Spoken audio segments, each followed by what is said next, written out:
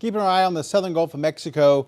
Cristobal is right on the coast there, or just off the coast, I really should say. It's drifting off towards the south and east at about 3 miles per hour. Winds are at 60 miles per hour this morning, so it has strengthened some overnight. Now that it's getting closer to the coast and probably going to be making landfall in Mexico, it will start to weaken over the next couple of days. Here's the latest from the National Hurricane Center, and they have it coming into Mexico. It looks like late today, early tomorrow morning. Winds down to 40 miles an hour as it kind of takes that turn over Mexico. It makes its turn towards the north. By Friday morning, they have winds down to 35, so that would put it under tropical storm strength and then back out into the Gulf of Mexico as we head into Friday and Saturday. This is not good news for those folks in Mexico. They have been getting pounded by heavy rain, and as it sits down there for the next couple of days, it's only making conditions worse. Now, as it tracks northward on Sunday and then eventually into maybe early morning hours on Monday, right now the center of the track puts it into southern Louisiana sometime on Monday. That would put us on the west side of the storm. Still probably get some rain, but definitely not the heavy stuff, not the very windy conditions like they will see on the east side of the storm. Now, we are still in the cone of uncertainty. This big red area, that's what they call the cone of uncertainty.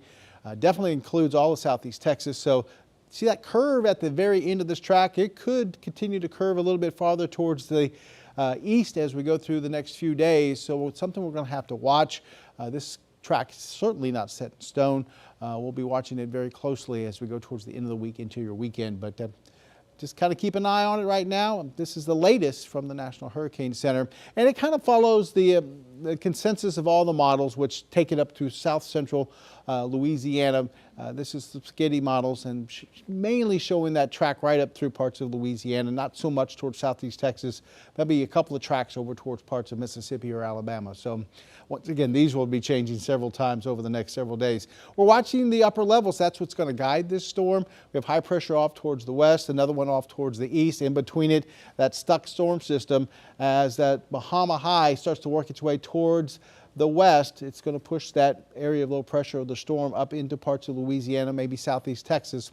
Once again, changing weather out there. We'll have to wait and see how it all kind of pans out as we head towards, it looks like, late Sunday into Monday. Right now, that looks like the best timing as far as when it may be coming on shore somewhere in the northern Gulf of Mexico. Outside for this morning, starting to see the sun come up, some partly cloudy skies. Here's a view from Packer LaPrade in downtown Beaumont. Currently 74, humidity at 88%. Winds are light out of the north at 2.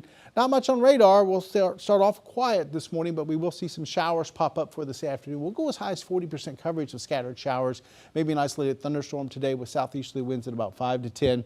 Temperatures today will climb into the upper 80s, close to 90. Warm and humid as we head through the overnight.